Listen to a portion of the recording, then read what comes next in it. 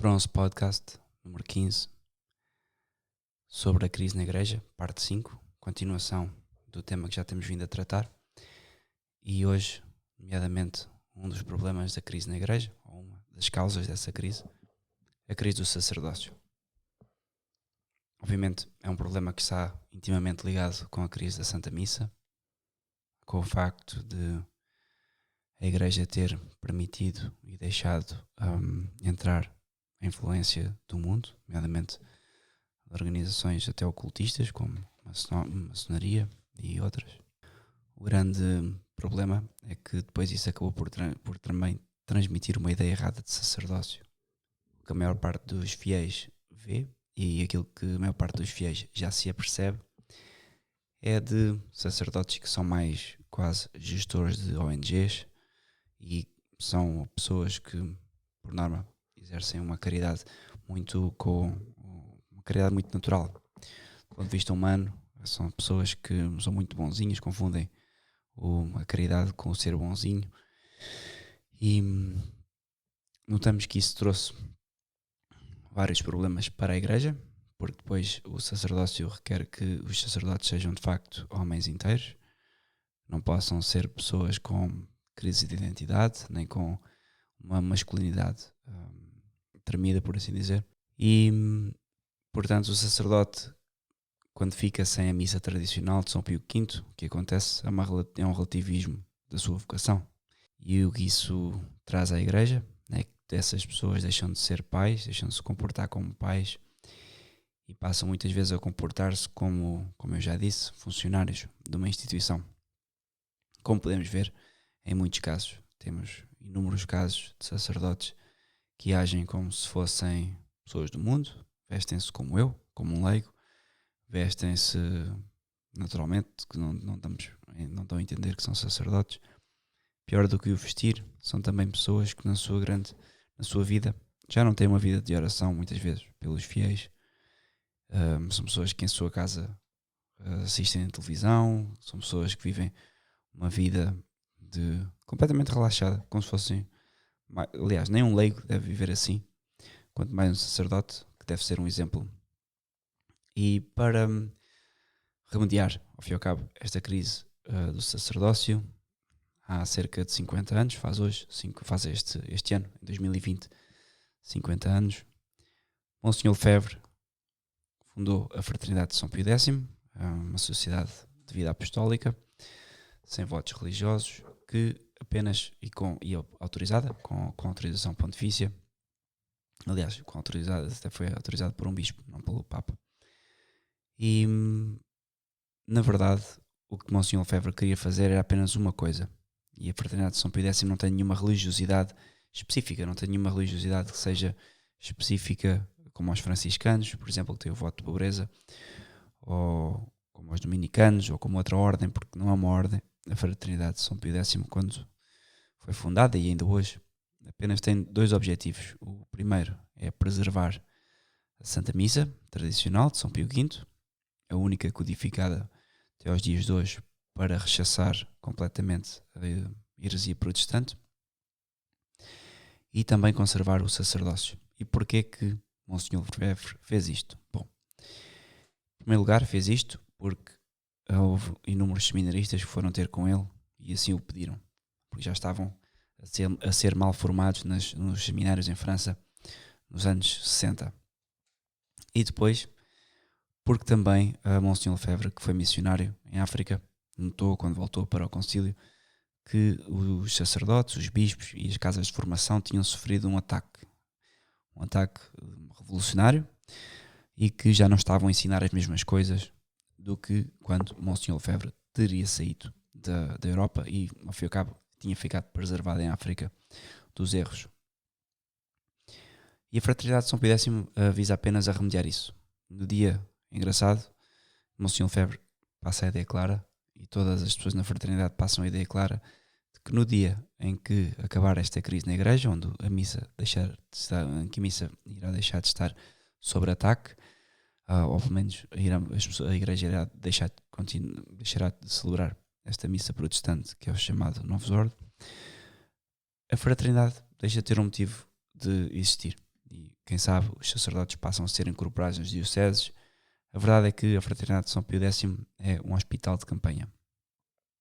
E eu queria ler, hoje, na abordagem sobre este tema, queria ler o livro da Carta Aberta aos Católicos Perplexos, de Dom Marcelo Lefebvre, só que um capítulo sobre a crise no sacerdócio. E depois então vou expor os problemas do sacerdócio atual e como ele é entendido. Em primeiro lugar, diz-nos Monsenhor Lefebvre, e cito: é um lugar comum dizer que há cada vez menos sacerdotes. O homem da rua, mais indiferente às questões religiosas, é informado disso pelo seu jornal em intervalos regulares. Há mais de 15 anos foi publicado um livro intitulado Amanhã, uma igreja sem padres, mas a situação é ainda mais grave do que parece. Seria preciso acrescentar quantos sacerdotes ainda têm fé? E perguntar-se também, certos padres ordenados nestes últimos anos, será que o foram verdadeiramente? Dito de outra maneira, as ordenações ao menos em parte são válidas?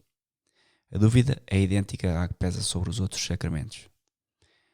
Faço agora aqui uma pausa para explicar, quem não sabe, os sacramentos em 1968, 69 e por aí fora não foram todos mudados na mesma altura.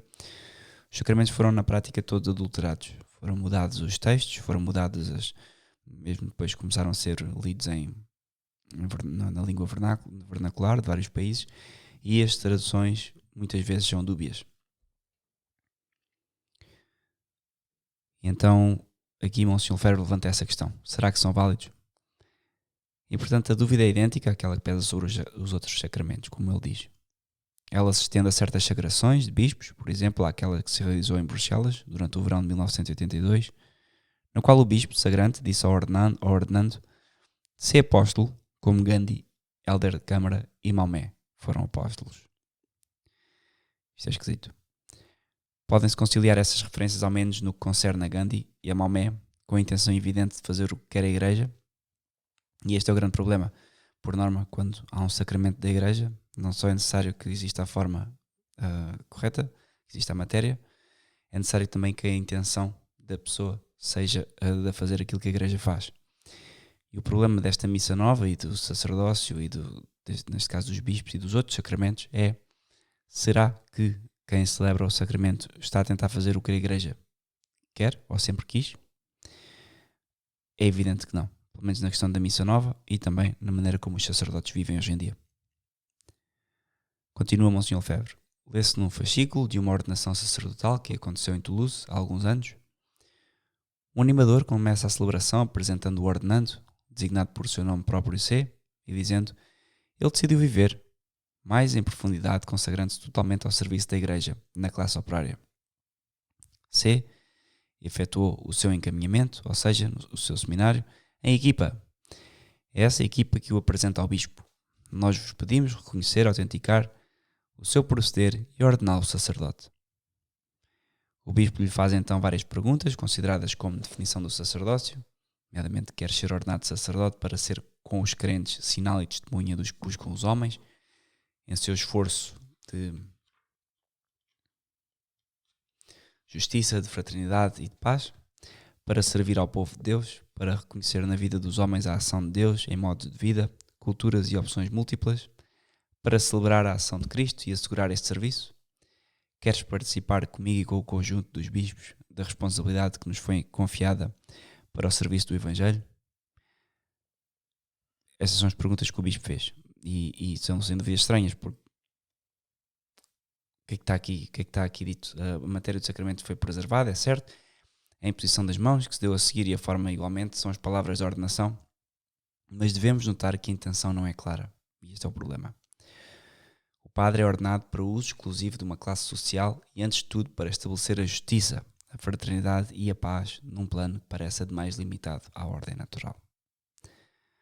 A celebração eucarística que segue a primeira missa, em suma, do novo sacerdote, se processa nesse sentido.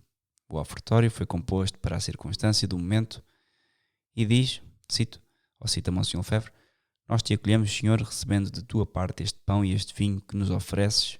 Nós queremos representar com isso todo o nosso trabalho, os nossos esforços por construir um mundo mais justo e mais humano. Tudo o que tentamos instituir a fim de serem asseguradas as melhores condições de vida. oração sobre as ofrendas é ainda mais duvidosa. Olha, Senhor, nós te oferecemos este pão e este vinho, que eles se tornem para nós uma das formas da tua presença. Não, as pessoas que celebram desta maneira não têm a fé na presença real. E este é o grande problema quando estamos a falar de sacramentos adulterados e de uma missa adulterada. Não que na missa tradicional católica não houvessem pessoas que pudessem duvidar da presença real. Penso que isso é uma constante. Quando Nosso Senhor Jesus Cristo, ele próprio, mencionou isto aos discípulos, muitos deles o abandonaram, como está escrito no Evangelho. É uma dificuldade da fé para algumas pessoas. Agora, a verdade é que um sacramento não pode dar ordem a esta dúvida, ou não pode dar aso a esta dúvida, ou pelo menos que ela se torne real. E portanto, uma coisa é certa: a primeira vítima desta ordenação escandalosa é o jovem que se acaba de comprometer para sempre, sem saber exatamente em que, ou acreditando que o sabe. Como não chegará ele dentro de um prazo mais ou menos curto, a fazer certas perguntas, nomeadamente o ideal é que se lhe propôs não pode satisfazer-lhe por muito tempo. A ambiguidade da sua missão está evidente, logo desde o primeiro princípio. É o que se chama a crise de identidade do sacerdote. O padre é essencialmente o homem de fé. Se ele não sabe mais aquilo que ele é, perde a fé em si próprio, si mesmo, naquilo que é o sacerdócio. A definição do sacerdócio, dada por São Paulo e pelo Concílio de Trento, foi radicalmente modificada. O sacerdote não é mais aquele que sobe ao altar e oferece a Deus um sacrifício de louvor e para a remissão dos pecados. Inverteu-se a ordem dos fins.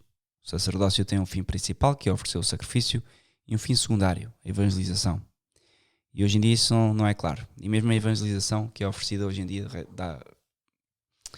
causa-nos muitas dúvidas, será da sua eficácia. Continuando Monsenhor Lefebvre, o caso deste sacerdote, que está longe de ser único, vários exemplos o comprovam, mostra a que ponto a evangelização prevalece sobre o sacrifício e os sacramentos. Ela é um fim em si mesma. Esse grave erro tem consequências trágicas. A evangelização, perdendo o seu objetivo, está desorientada. Ela buscará motivos que agradam ao mundo, como a falsa justiça social, a falsa liberdade, que tomam nomes novos como desenvolvimento, progresso, construção do mundo, melhoramento das condições de vida, pacifismo, etc. Nós estamos totalmente na linguagem que conduz a estas revoluções, ela está implantada na sociedade. Hoje, por acaso, dia 1 de maio, dia de São José Operário, como se sabe, os comunistas celebram também um dia importante para eles, o dia do trabalho, completamente diferente do nosso. Nós trabalhamos com propósitos sobrenaturais, os comunistas trabalham com propósitos de alcançar um paraíso terrestre. E aquilo que eu queria salientar é que esta linguagem faz parte já da sociedade. Já não é uma questão de nós podemos estar à margem disto porque nós próprios católicos usamos a mesma linguagem. Crescemos, e eu falo por mim, num mundo onde já nos preparou para aceitar de forma mansa as revoluções que acontecem, revoluções, nomeadamente na doutrina, revoluções na igreja, revoluções na sociedade, nos costumes, na moral. E nós próprios, os católicos, somos já influenciados por isto. Vivemos já imersos nisto e escapar disto é muito complicado. E às vezes, quando eu próprio falo com a minha família, com amigos, pessoas de quem eu gosto, humanamente, noto que essas pessoas não conseguem compreender. Porquê? Porque parece que, como não têm o auxílio da fé, que elimina a razão, parece que estão presas nesta construção humana já revolucionária de linguagem. E pronto, e continuamos Monsenhor Lefebvre, não sendo mais o sacrifício do altar a razão primordial do sacerdócio, são todos os sacramentos que estão em jogo e para os quais o responsável do setor paroquial e a sua equipa farão apelo aos leigos, ao passo que eles mesmos estão demasiado ocupados com tarefas sindicais ou políticas e frequentemente mais políticas que sindicais. Com efeito, os padres que se comprometem nas lutas sociais escolhem quase exclusivamente as organizações mais politizadas. No seio dessas, eles partem para a guerra contra as estruturas políticas, eclesiais, familiares, paroquiais. Nada mais deve permanecer. Jamais o comunismo encontrou agentes tão eficazes como esses padres. Diz Monsenhor Lefebvre: eu expunha um dia a um cardeal o que fazia nos meus seminários, a espiritualidade orientada, sobretudo, para o aprofundamento da teologia do sacrifício, da missa e a prece litúrgica, E ele me disse: mas, senhor Bispo, é exatamente o oposto do que os jovens sacerdotes desejam atualmente no nosso país. Não se define mais o sacerdote a não ser em relação à evangelização. Ao qual Monsenhor Lefebvre respondeu: qual evangelização? Se ele não tem uma relação fundamental e essencial com o santo sacrifício, como é que a compreende? Evangelização política, social, humanitária? Se não anuncia mais Jesus Cristo, o apóstolo se torna um militante sindicalista e marxista. É normal, compreende-se muito bem. Ele tem necessidade de uma nova mística. Ele encontra dessa maneira, mas perdendo a do altar. Completamente desorientado, não nos admiramos se ele se casa e abandona o seu sacerdócio, que acontece muito hoje em dia. 285 ordenações em França, em 1970, 111 em 1980, e vê-se o declínio, mas quantos retornaram ou retornarão à vida civil? Mesmo as cifras dramáticas que se citam não correspondem ao crescimento real do clero.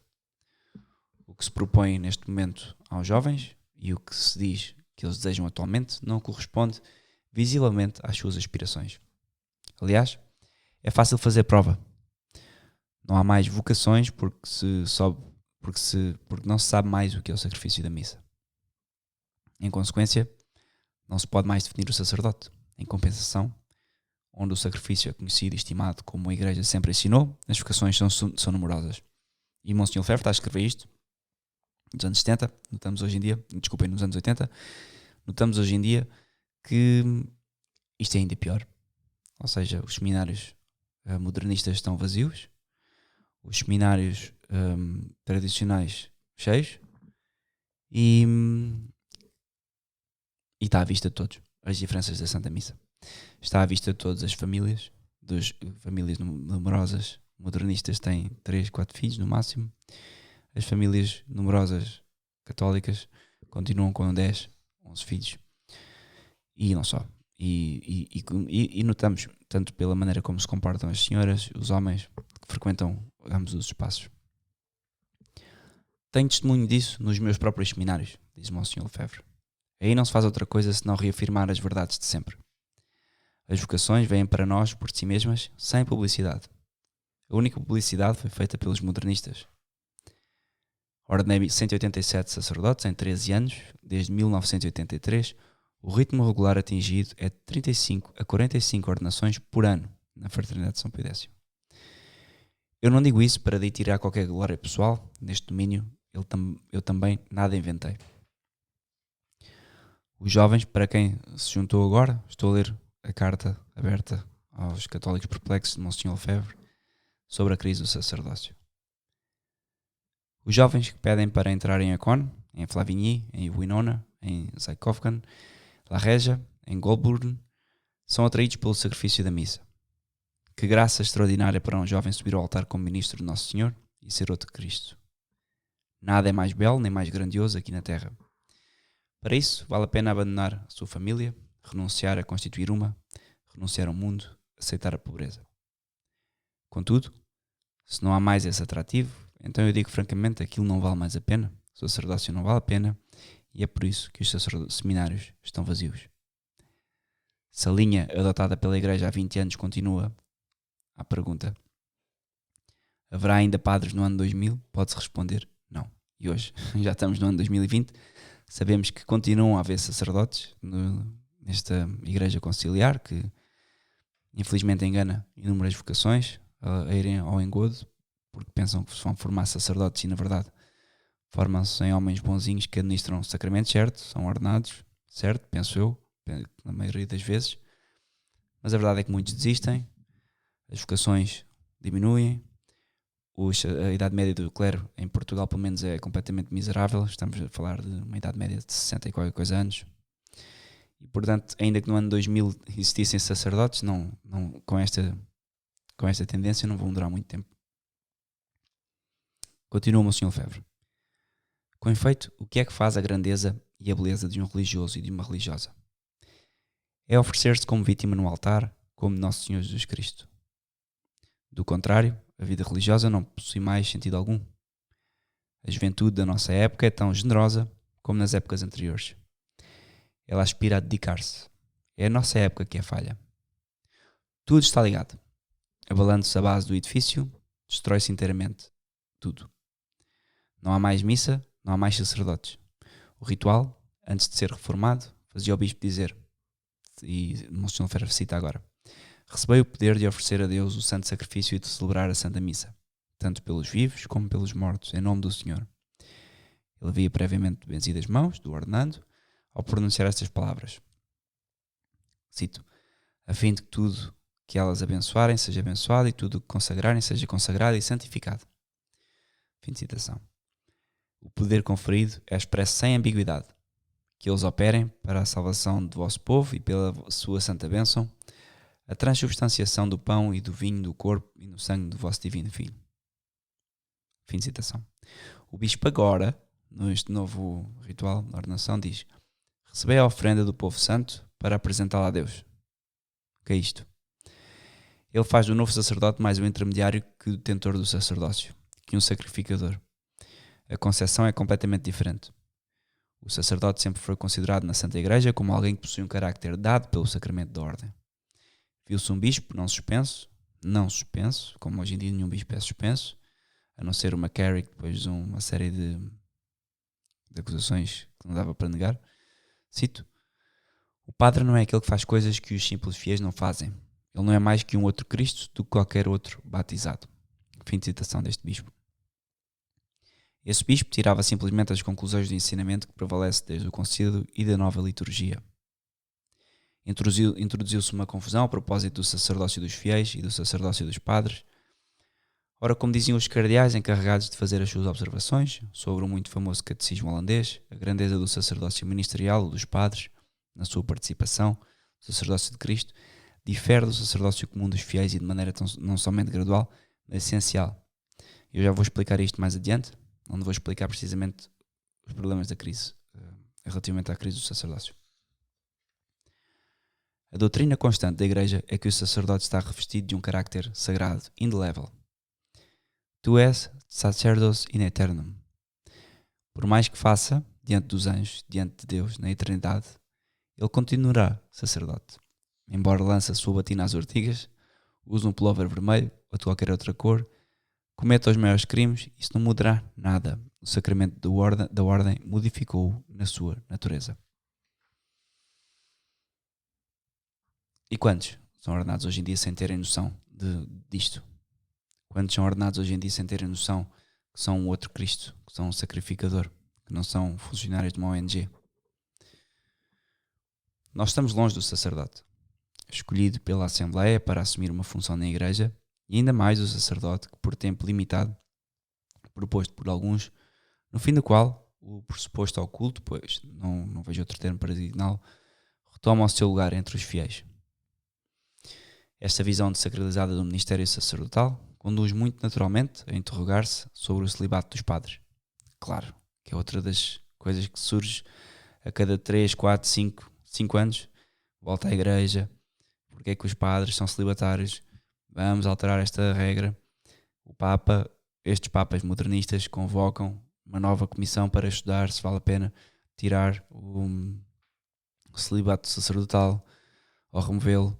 Quer dizer, estamos a notar que a crise da missa e a crise que se foi instituída a partir do Concílio Vaticano II, formalmente, pelo menos, é uma crise que se devora a si própria, é uma bola de neve que vai crescendo e crescendo e as mesmas questões voltam à baila até serem aprovadas ou pelo menos aceites. É a tal questão da linguagem, da cultura, que começa a tomar conta das pessoas e da Igreja também. Hoje temos o Papa a cair nessa esparrela com este último sínodo que houve, não aprovaram o fim do celibato sacerdotal porque estava toda a gente a olhar para o que estava a acontecer.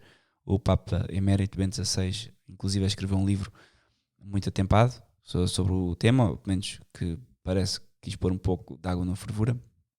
Isto porque Bento XVI, atenção, não é que seja um Papa tradicional nem conservador, como dizem, é um Papa bem bonardista, mas acho que é bem mais inteligente que Francisco. Sabe que as coisas forem demasiado, sabe que se forem demasiado rápido ao pote, as coisas acabam.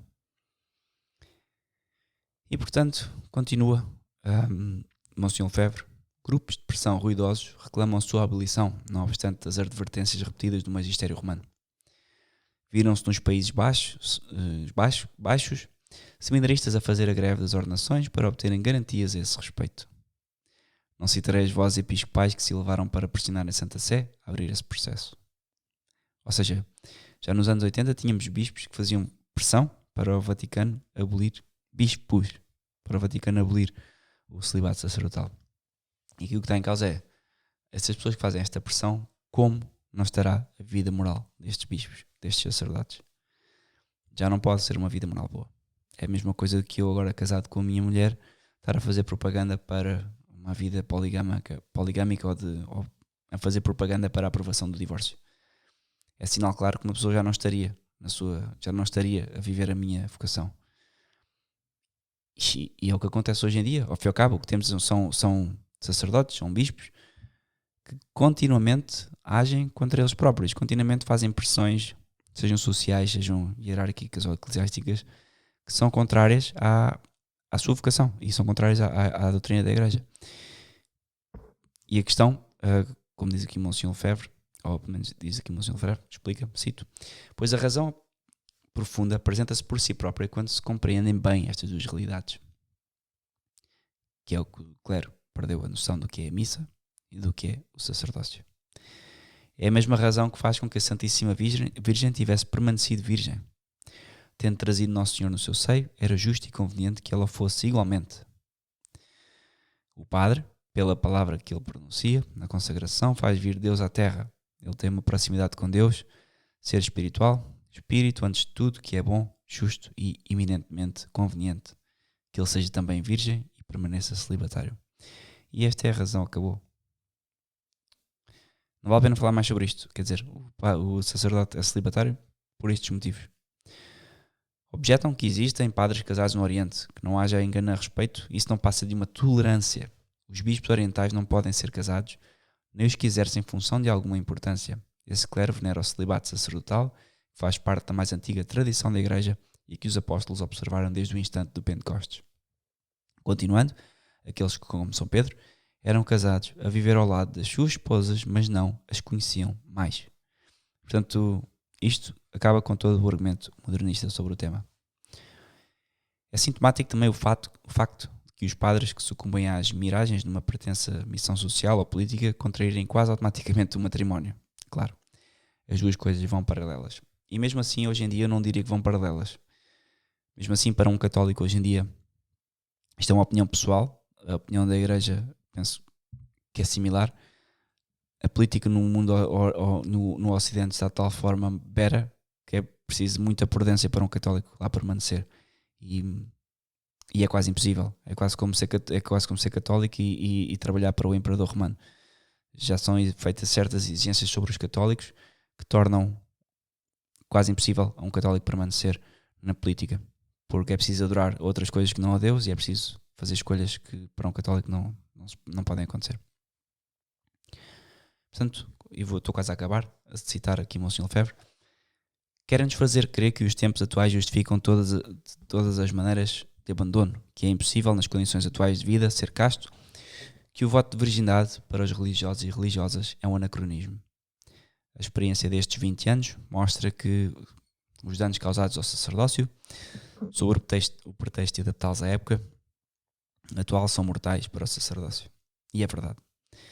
Eu conheci e conheço vários, apesar de já não lidar com eles, vários sacerdotes que são modernistas, pronto, celebram missa nova, já não foram ordenados, compreendendo o que é o verdadeiro sacerdócio, e todos eles têm vidas relaxadas que nem um leigo católico deveria ter. Vidas de uma fraquíssima oração, vida de luxo, no sentido têm coisas que não precisam, muitas vezes, e não sou ninguém para julgar as pessoas, mas estou apenas a mencionar que aquilo que o Monsenhor Lefebvre menciona aqui, ele com muito mais pretexto e com muito mais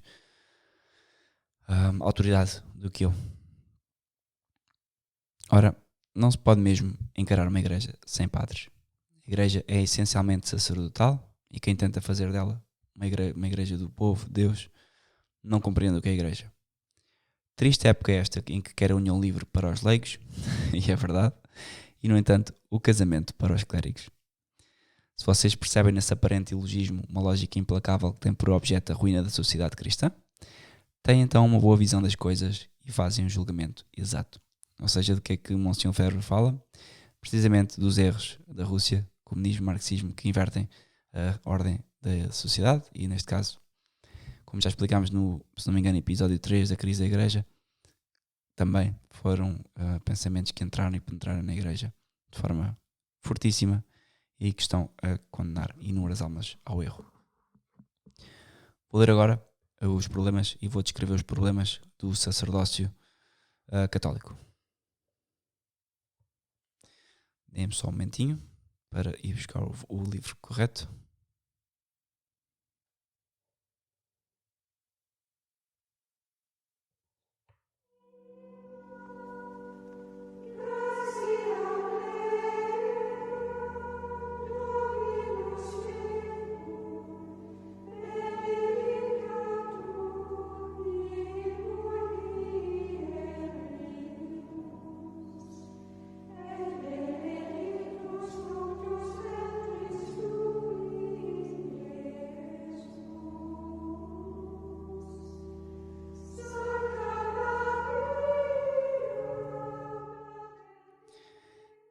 Então, o livro que eu vou continuar a ler agora é novamente o Catecismo Católico da Crise na Igreja, sobre a parte especificamente do sacerdócio católico, e não vou demorar muito tempo.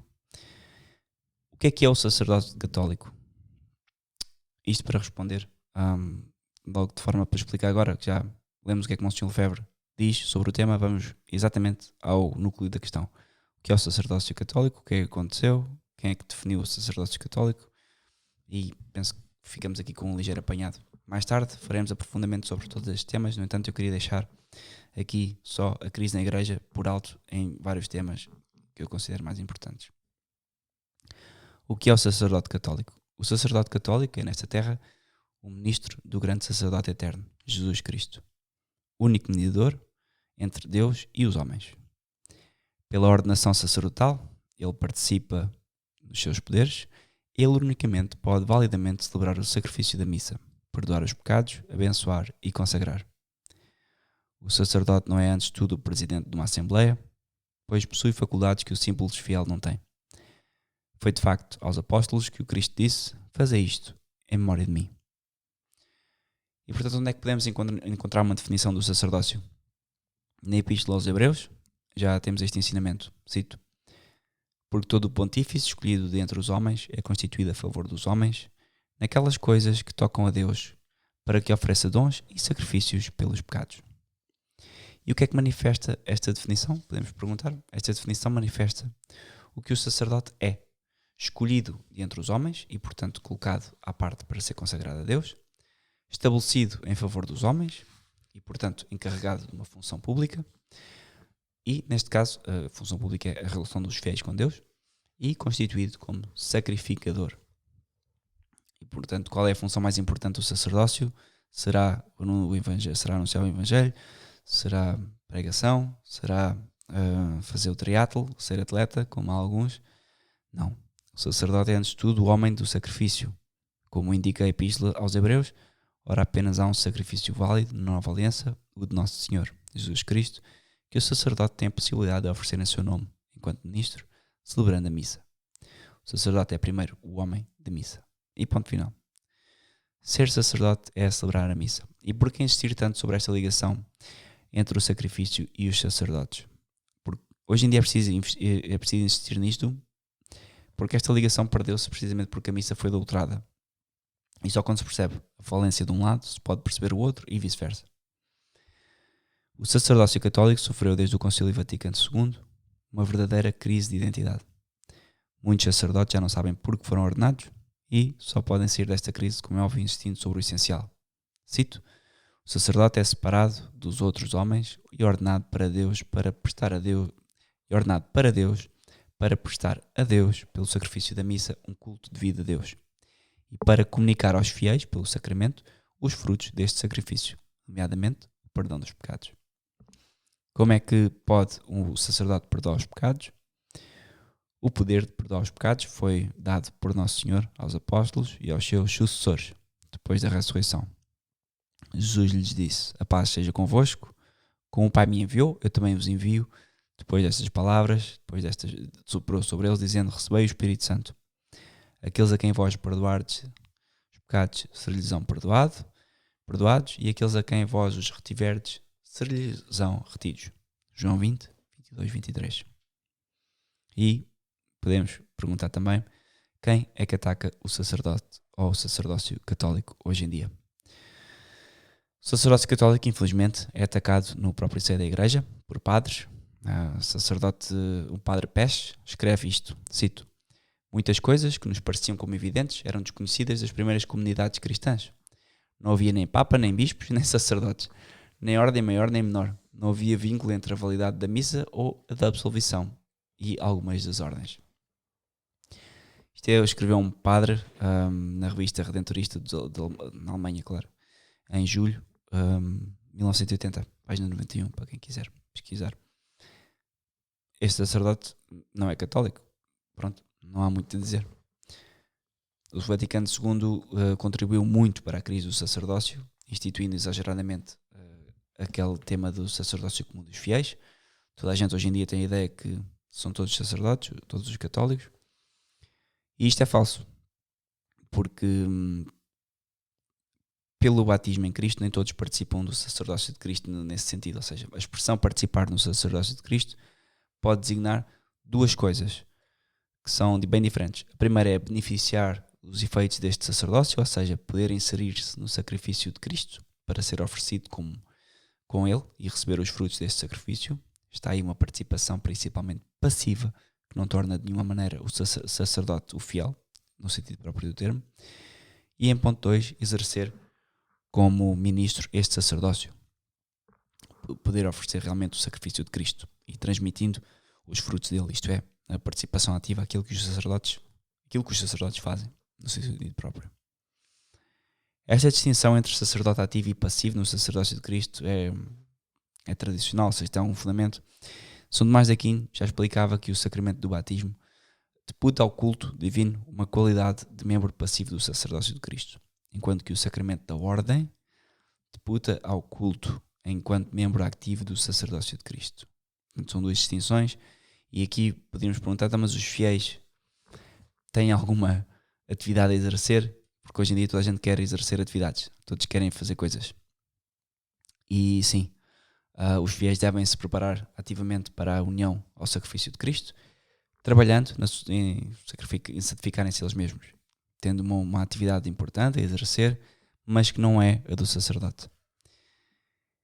Permanecem passivos em relação ao culto divino, que é o sacrifício de Cristo, e os seus sacrifícios são assumidos no sacrifício de Cristo sem ter nenhuma influência sobre ele. Já o sacerdote ordenado, por enquanto, oferece realmente e ativamente, enquanto ministro, o sacrifício de Cristo. Portanto, não são uma e a mesma coisa, estes tipos de sacerdócios,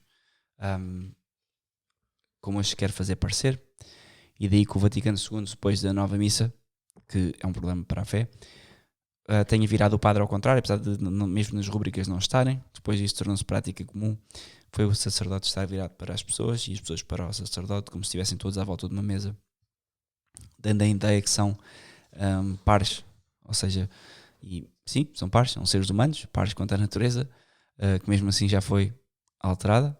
O sacerdote sendo ordenado, por mais que não se veja, a sua natureza não se vende, já foi alterada em relação a um fiel comum, mas ainda assim o que eles fizeram foi tentar dar a entender que todos os fiéis estão a celebrar com o sacerdote, e o que é falso.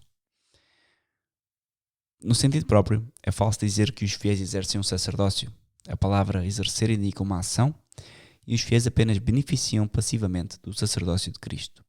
No entanto, às vezes é lícito falar em imagem. Diz, por exemplo, que um homem valente é um leão. Ou de um cristão que vive em asceta, que é um verdadeiro monge. É uma maneira de falar que não é falsa na condição de ser entendida tal como é. Uma simples maneira de falar, uma metáfora, uma imagem. E não uma definição exata. O mesmo acontece quando se fala do sacerdócio dos fiéis.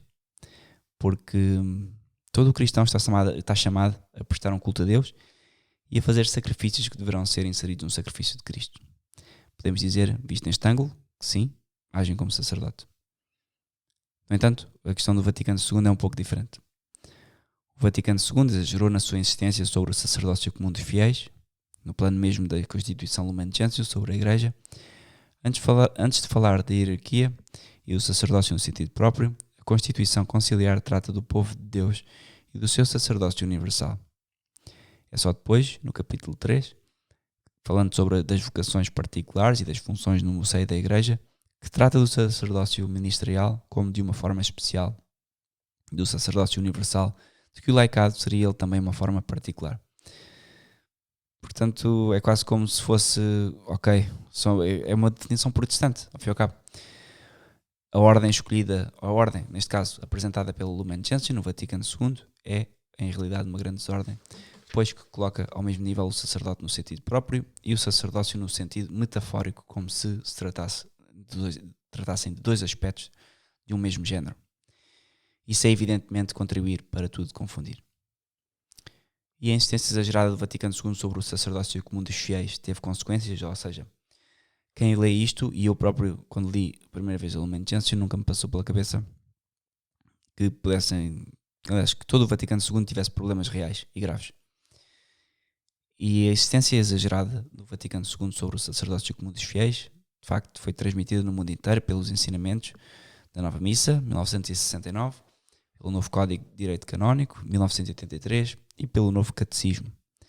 E isto faz com que tenhamos aqui milhões de pessoas a aprender as coisas com uma ordem invertida, ou pelo menos com uma desordem. Não está invertida, mas há uma desordem na forma como se explica o que é o sacerdócio. Uma das ideias principais, por exemplo, desta nova missa, foi precisamente a de mostrar que a liturgia é a ação de todo o povo de Deus, e não apenas do clero. Era mister promover a participação ativa dos fiéis. Ora, esta expressão é ambígua.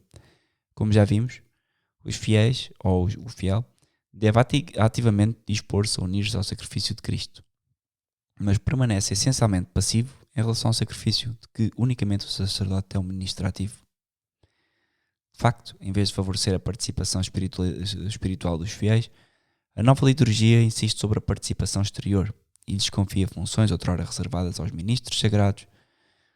O sacerdote, assim, é mais um delegado e um animador da Assembleia do que o ministro de Nosso Senhor Jesus Cristo. O novo catecismo, podemos perguntar, favorece também este erro? Claro. O novo catecismo, de 1992, retoma as ideias do Vaticano II afirmando, cito, é toda a Assembleia que é liturge segundo a sua função. Ou seja, toda a Assembleia, é a tradução que é má. Toda a Assembleia acaba por ter um papel ativo na liturgia. E ora, a palavra liturge não é francesa nem portuguesa, mas grega, liturgos, e na liturgia bizantina apenas designa o bispo, o sacerdote e o diácono. Nunca a Assembleia. E isso é uma alteração. E como podem ver, como qualquer modernista, as alterações são sempre assim. Pequeninas, até depois, como é óbvio, as coisas ficarem incontroláveis.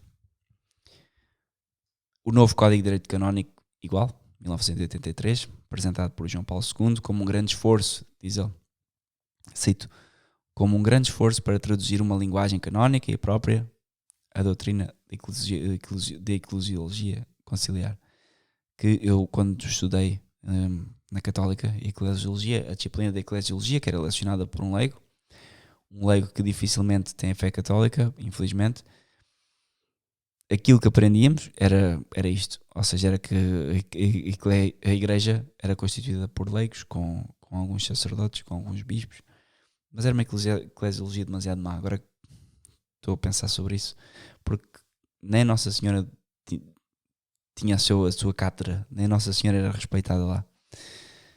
Muito do discurso desta cadeira de eclesiologia era sobre ecumenismo, liberdade religiosa, e eu era um dos poucos leigos, ou se nos últimos anos era capaz de ser o único leigo na minha turma. Portanto, todos os outros eram sacerdotes, que a maioria já foram ordenados. Imaginem como é que estas almas não estão, imaginem como é que estas paróquias não estão a ser indoutrinadas, ao fim e ao cabo.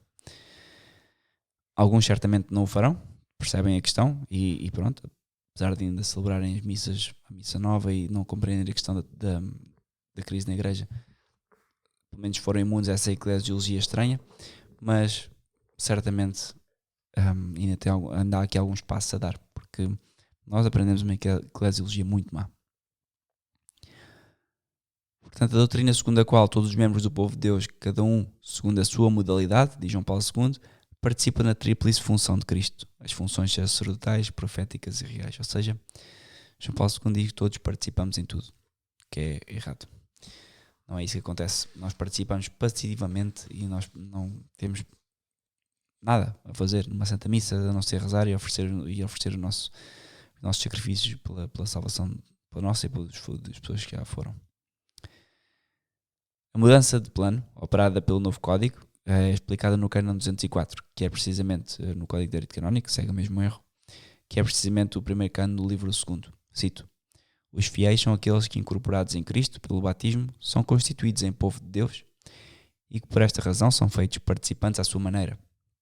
Na função, à sua maneira, o que é que isto quer dizer? Na sua função sacerdotal, profética e real do Cristo. São chamados a exercer cada um, segundo a sua própria condição, a missão que Deus confiou à sua igreja para que a cumpra no mundo. Ou seja, pode usar aqui o sacerdote vai cumprir a sua missão, o leigo vai cumprir a sua missão, mas é tudo a mesma coisa. Falso. Tal como a Constituição Lumen Gentium, o novo Código de Direito Canónico começa por afirmar que todos os cristãos são sacerdotes, embora de maneira diversificada. O sacerdócio ministerial, próprio aos sacerdotes, apenas seria uma modalidade especial do sacerdócio universal. Da mesma maneira, todos os cristãos são apresentados como participantes no poder do governo, ou seja, o poder do governo da igreja, função real. O papel da hierarquia é apresentado só depois como um serviço prestado à comunidade. Portanto, temos de ter uma concepção completamente protestante, onde os sacerdotes e os bispos são puxados para o nível dos leigos. E depois o que há são serviços à comunidade, quase como se, ok, há aqui pessoas quase como se fossem, há um condomínio e há duas pessoas que são os administradores do condomínio por livre vontade. Na verdade são todos iguais, mas há dois que exercem esse papel. Ora, não é isso que acontece na igreja. Não tem nada a ver. Aquilo que podemos também indicar é que esta nova maneira de apresentar as coisas, ou seja, esta maneira praticamente protestante, contradiz os ensinamentos de São Pio X. Cito São Pio X na encíclica Fiamenter Nos, 11 de fevereiro de 1906, e ele diz: a Igreja é uma sociedade desigual por essência. Um Papa dizer isto hoje em dia, pelo menos era uma coisa católica, porque hoje em dia prega-se a religião da igualdade, e aqui o Papa São Pio X é bem sucinto. A Igreja é uma sociedade desigual por essência. Quer dizer, uma sociedade que abrange duas categorias de pessoas, os pastores e o rebanho, aqueles que ocupam uma posição nos diferentes degraus da hierarquia, e a multidão dos fiéis. E estas categorias são tão distintas entre elas que só no corpo pastoral reside o direito e a autoridade necessária para promover e dirigir todos os membros rumo à finalidade da sociedade. Quanto à multidão, apenas tem o dever de se deixar conduzir e, rebanho dócil, seguir os seus pastores. Isto é São Pio X. Vejam a diferença entre esta afirmação e as afirmações dos papas hoje em dia. Um Papa santo, realmente santo, canonizado recentemente com um processo de canonização exemplar. Os ministros das comunidades protestantes podem se assimilar aos sacerdotes, porque com tanto protestante fica a questão, porque o Papa reza com protestantes, o Papa reza vésperas, aliás todos os papas modernistas rezaram vésperas e rezaram coisas com protestantes, espero que nunca a missa, mas pronto. E os ministros do culto das comunidades protestantes não são sacerdotes, mas leigos, como é óbvio. Isso vale também para as comunidades anglicanas. Estes ministros do culto não têm, portanto, o poder de mudar o pão e vinho no corpo, ou transmutar o pão e vinho no corpo e sangue, transubstanciar no corpo e sangue de Cristo, nem de perdoar os pecados. A sucessão apostólica, isto é preciso explicar, dos protestantes foi interrompida porque deixaram de acreditar nela. Ou seja, recusaram que a ordem fosse um sacramento instituído por Nosso Senhor Jesus Cristo e, portanto, deixaram a vontade de a transmitir. Abandonaram, de facto, os ritos litúrgicos pelos quais a sucessão era transmitida. Quando é ordenado, quando um bispo ordena sacerdotes, há um determinado... Eu, por acaso, gostava depois de ler isso, que eu tenho um livro bem bom, do Michael Davis, que analisa a validade da nova ordenação do Novus Ordo, e ele, segundo ele, segundo ele, a não ser a questão da intenção, mesmo tendo sido mudada a forma, e mesmo tendo sido mudado aquilo que se lê, e se calhar alguns não têm a mesma intenção, mas tudo depende disso, tudo depende da intenção. Para já, olhando para o novo rito de ordenação de sacerdotes, nada indique que seja inválido, ou que seja, ou que pelo menos não seja uma ordenação válida à partida. No entanto, isso não acontece com os protestantes. Porquê? Porque os protestantes não têm a mesma intenção da igreja e mudaram os livros litúrgicos. Houve algumas seitas protestantes na altura, quando Lutero provocou a reforma, que continuaram a usar os livros católicos para ordenar sacerdotes, e poderíamos pensar que esses sacerdotes eram validamente ordenados, mas não é verdade. Não há qualquer validade nisso. Porquê? Porque eles deixaram de ter a intenção da igreja. Portanto, alguns anglicanos acreditam hoje no sacerdócio e pretendem tê-lo conservado. Contudo, o ritual adotado pelo anglicanismo a partir dos anos 1550 modificava consideravelmente os ritos de ordenação ao ponto de não exprimir a graça própria que o sacramento era suposto conferir. Tais ordenações eram, portanto, inválidas e Roma denunciou-as inválidas logo em 1550. E, portanto, esta fica a pergunta, das várias que podemos fazer. Esta ausência do sacerdócio será absolutamente certa? Sim. Ou seja, a nulidade das ordenações anglicanas foi contestada no século XIX e o Papa Leão XIII ordenou um inquérito que concluiu igualmente pela invalidez. Publicou no dia 13 de setembro a Carta Apostólica Cura et Caritatis, que dirime definitivamente a questão, e o ambiente ecumenista que reina, isto porque, agora fazendo a ponte para o ecumenismo, que reina desde o Vaticano II, conduziu a atacar de maneira escandalosa estas verdades elementares. Claro.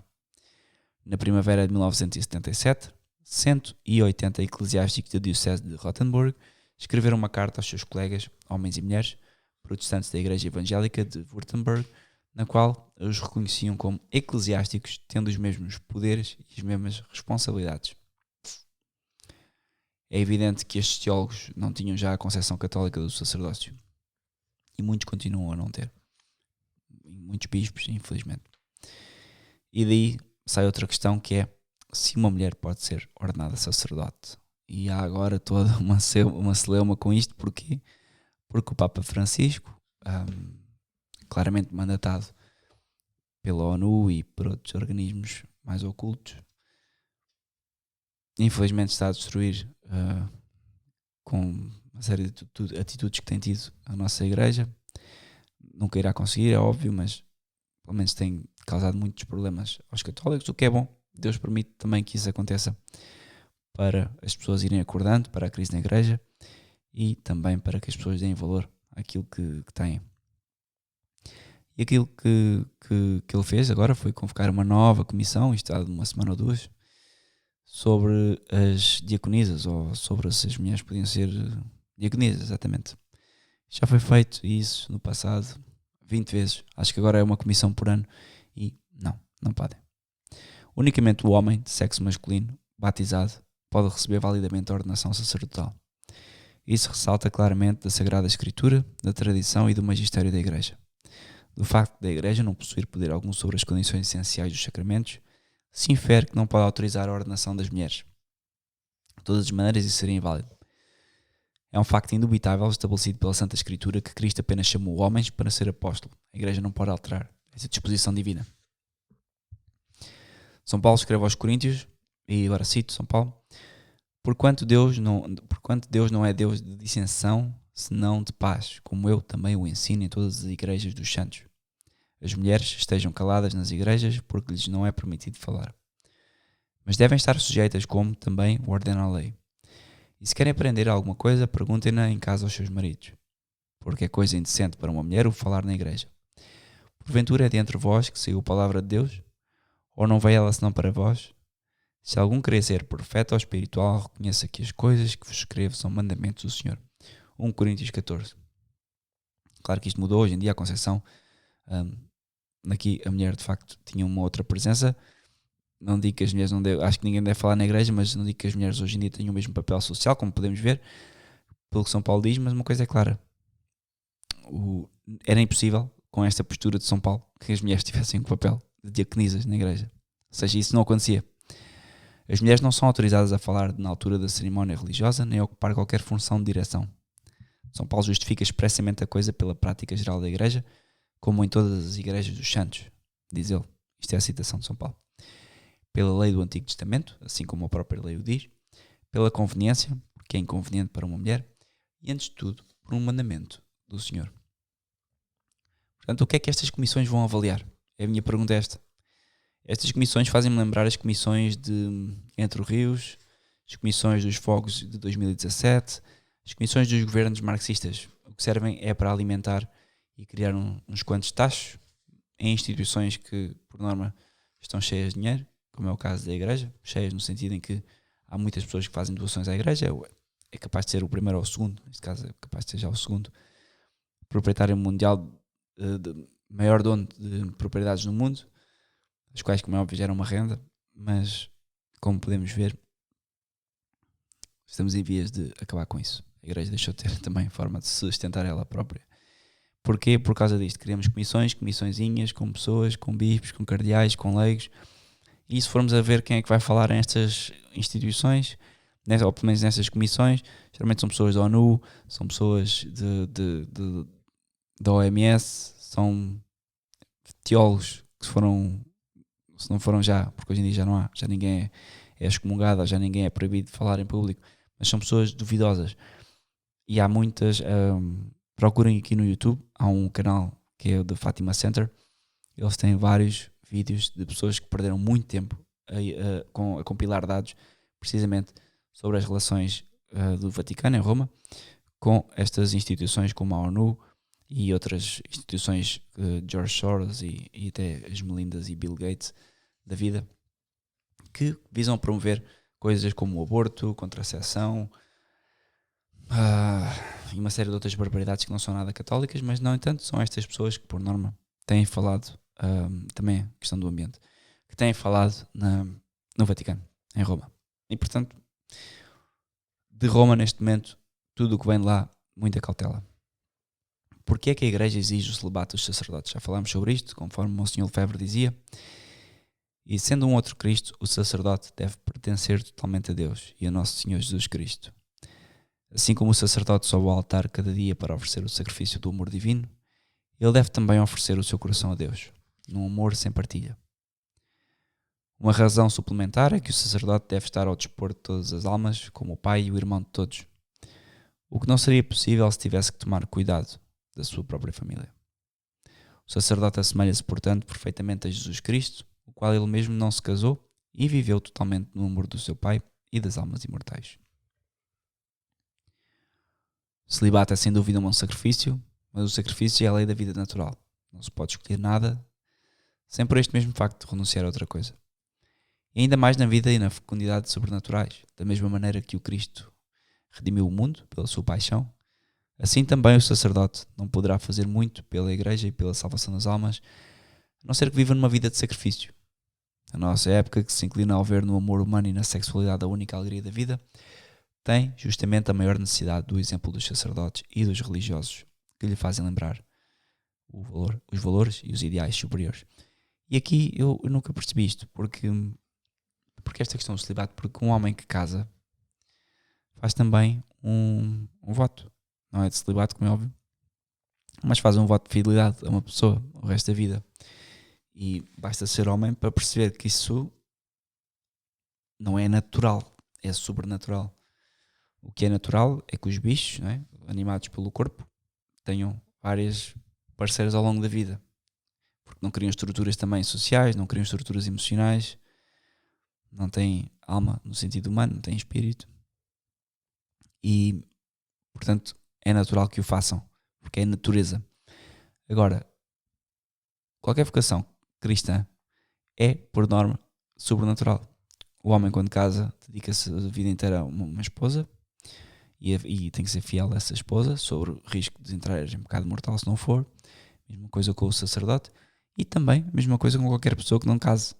As pessoas, a regra moral dos católicos é bem simples, a fornicação não é permitida, portanto, qual é esta questão do celibato? Não percebo qual é a dificuldade em ser celibatário. A dificuldade é a mesma que ser casado, e a dificuldade é a mesma que não ser casado. Podíamos entrar aqui em uma série de argumentos agora biológicos entre o sacerdote casado, entre o leigo casado e o sacerdote, porque o leigo ao menos tem uma esposa, mas isso ia-me estar aqui a perder tempo, porque a verdade é que se causasse alguma diferença, existiram inúmeras vocações nos anglicanos e nos ortodoxos, coisa que não se verifica. O celibato então não será um constrangimento contra a natureza e humana. Segundo o ensino do Novo Testamento, o celibato vivido por Deus é o ideal elevado. Jesus Cristo diz que além daqueles que são incapazes de casar-se, aos que se abstêm do casamento, que em vista do reino dos céus, aquele que puder entender, entenda. Mateus 19:12. E aqui eu acho que vou começar a adotar mais isto. Cristo diz, quem puder entender, entenda. A supressão do celibato não ajudaria então a remediar a falta de sacerdotes? E já falámos sobre isto. A supressão do celibato acarretaria, talvez, a curto prazo, um certo aumento do número dos sacerdotes. Porque, de um momento para o outro, tínhamos aquelas pessoas que casaram, mas que têm um glitch na cabeça, que acham que poderiam ser sacerdotes, e muitas dessas pessoas certamente iriam aplicar-se iriam querer entrar num sacerdócio ou e seriam ordenados neste princípio, mas isso não durava muito tempo, porque depois a crise volta, ou seja, a bola de neve ainda se tornava maior. A supressão então do celibato poderia trazer algumas vocações, mas depois isso acabaria e só capitularíamos diante do mal de muitos, que seriam então os ordenados, que não seriam de veras chamados por Deus ou não tomariam suficientemente os meios para bem responder ao seu chamamento. É melhor perguntar antes, porque outrora havia um número suficiente de homens prontos a fazer este sacrifício do celibato, enquanto que hoje já não acontece. Exatamente. Ou seja, antes as pessoas também se casavam. Aí aliás havia muito menos pessoas. É preciso perceber que a população mundial, segundo consta, apesar de eu não acreditar, quando dizem que há 7 bilhões de pessoas, ou bilhões, eu não acredito nesses números. No entanto, é esquisito que agora com 7 bilhões não existam pessoas. A sociedade está vazia, só temos velhos e nossos sacerdotes. É um fruto dos tempos. O celibato será de origem apostólica? E sim, o celibato é de origem apostólica. Isso é ao menos muito provável. Foi por consequência a regra da igreja desde o início. Os homens casados conseguiram, no entanto, no início da igreja, tornar-se sacerdotes e bispos, mas deviam depois da ordenação abster-se do casamento. Se puderam ainda coabitar com a sua esposa, apenas era como irmãos e irmãs.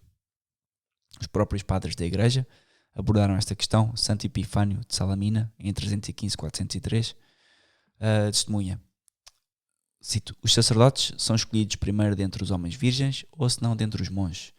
Mas se dentre os monges não se encontram pessoas idóneas para cumprir o serviço, é costume escolher os sacerdotes entre os quais vivam na continência com as suas esposas ou que, depois de um único casamento, ficaram viúvos.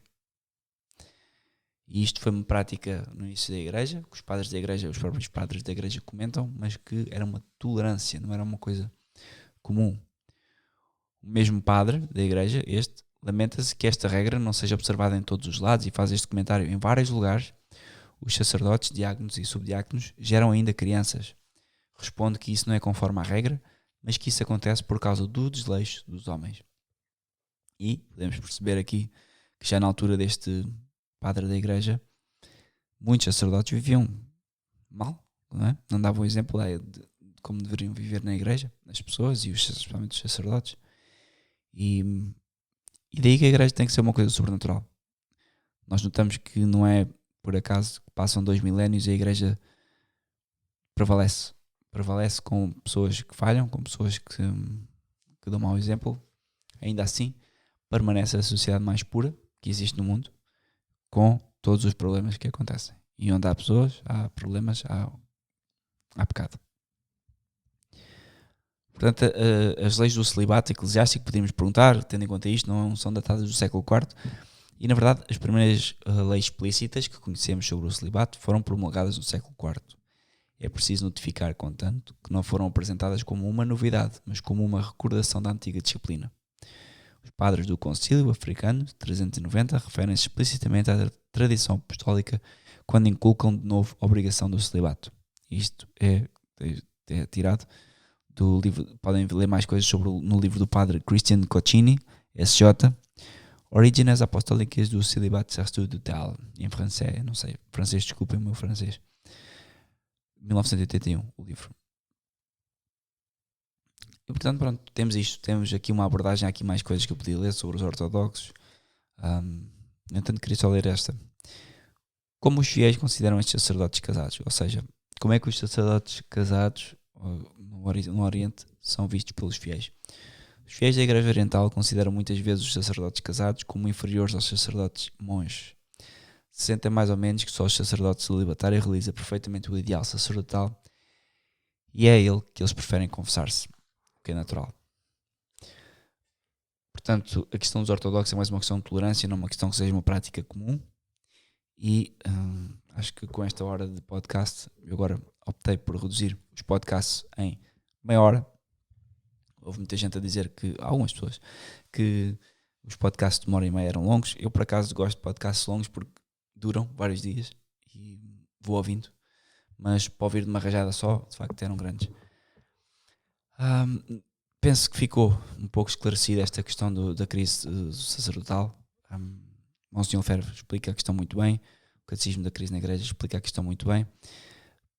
Há também aqui problemas que não estão aqui explícitos, que é difícil ser sacerdote hoje, é difícil ser homem hoje. Há uma crise de masculinidade gigante. Eu próprio e uma série de outras pessoas que crescem nesta geração, pelo menos falo por mim, fomos educados como pessoas moles, ou seja, no sentido em que,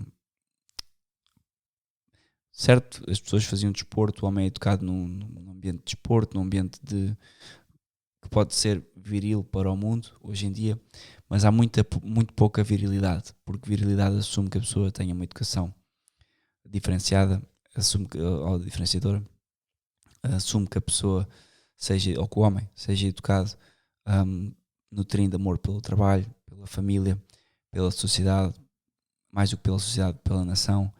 E eu não cresci assim. Eu cresci como muitas pessoas hoje em dia crescem, muitos homens, com uma espécie de um relativismo que objetifica a mulher ou torna a mulher quase um meio para um fim. E aquilo que vemos hoje na cultura mainstream é um pouco isto. São exemplos que são degradantes.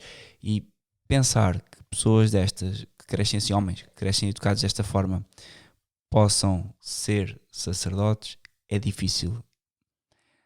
E é difícil porque a Igreja também não está a fazer o seu papel.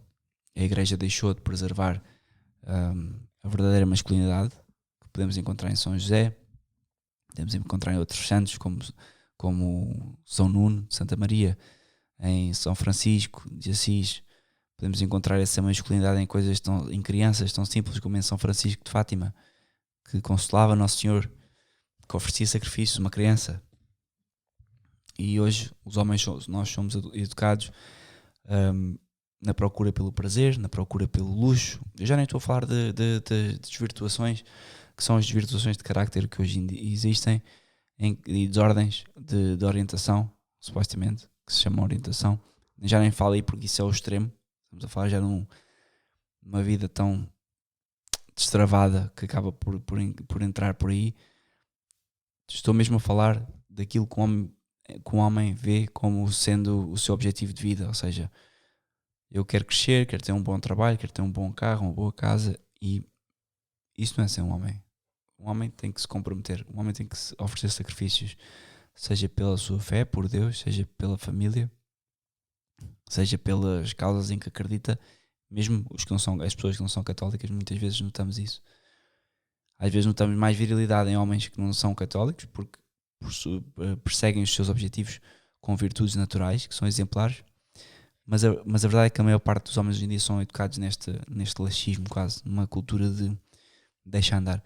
E hoje, festa de São José Operário, temos muita sorte de poder ter ainda tudo. Ainda temos os sacramentos, em alguns casos, seja pela internet, ainda temos livros que nos explicam e que nos dão a entender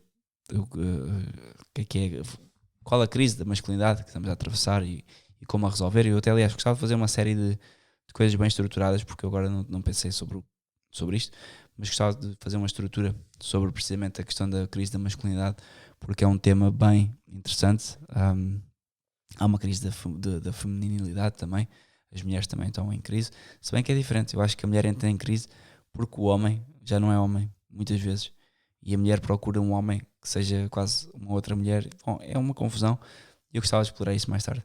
Seja como for, pensem no que é hoje a igreja ter sacerdotes com pessoas educadas desta forma. É difícil. E na tradição isso não acontece. É engraçado como vemos as famílias de tradição a educar os seus filhos como homens, a educar os seus sacerdotes como homens. E uma coisa que me criou bastante impacto quando entrei pelo primeiro dia na Fraternidade de São Pio X foi precisamente ver sacerdotes que se comportam como homens. Que, apesar de serem sacerdotes, né, vivem o celibato, não são homens meio idosos, não, são pessoas da sua palavra, são pessoas que cumprem com o que prometem, são pessoas que não prometem demasia, quando estão a fazer uma coisa são bastante sóbrias e calmas e ao mesmo tempo intempestuosas quando é preciso ser. E isso é difícil de ver hoje. Homens com coluna vertebral que defendam a sua igreja, ponto número 1, que estamos a precisar de homens que defendam a sua igreja, que defendam Deus, e homens que queiram tornar, de facto, Portugal numa nação também de Santa Maria. Obrigado por ouvir o podcast. Espero que tenham ajudado a compreender a crise do sacerdócio e vamos rezando uns pelos outros. Obrigado.